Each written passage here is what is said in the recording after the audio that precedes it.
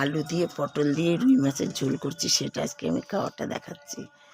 দেখুন, আলুটাকে ভেজে নিয়েছি, পটলটাকেও ভালো করে খুব কড়া করে ভাজি নিয়ে সাঁতলে নিয়েছি, মাছটাকে ভেজে নিয়েছি, নিয়ে এখন তেলে জিরা তেজপাতা ফোড়ন দিয়েছি, ফোড়ন দিয়ে একটু কাঁচা পেঁয়াজ দিয়েছি, দিয়ে আলুটাকে কষিয়ে নিয়েছি।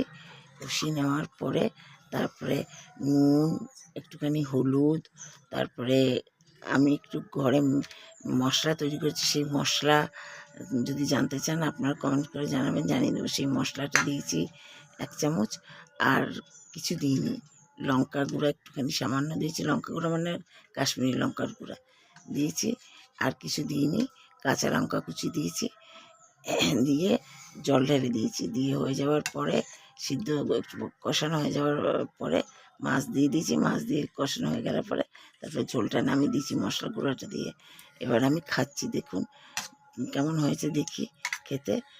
নিলাম মাছের ঝোল টোল, আলু পটল মাছ শুদ্ধ সব নিলাম, নিয়ে এবার খাবো। এই এতগুলো তরকারি দিয়ে এক তরকারি কাফি। পাতলা করে, এই গরমের দিনে পাতলা করে মাছের ঝোল খেলে শরীরটা হালকা থাকে, আর পেটের প্রবলেমও হয় না।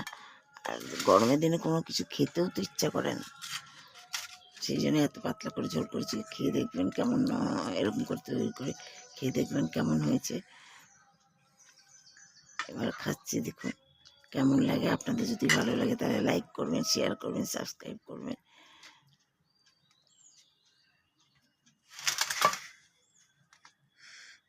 পাতলা ঝোল খেতে গরমের দিনে খুব ভালো লাগে।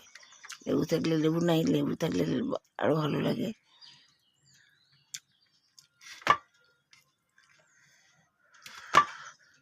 এরকম করে রান্না করে দেবেন। যদি মশলাটা তৈরি করে দরকার লাগে তাহলে বলবেন, নাহলে আপনারা ধনে গুঁড়ো জিরে গুঁড়ো দিয়ে রান্না করে খাবেন। আমি মশলাটা তৈরি করেছি, হাতে মশলাটা তৈরি করেছি, মশলাটা খুব স্বাদ। সেই 1 চামচ দিয়ে দিই ব্যাস, আর ঝোলটা পাতলা থাকে, আর খেতে খুব স্বাদ লাগে।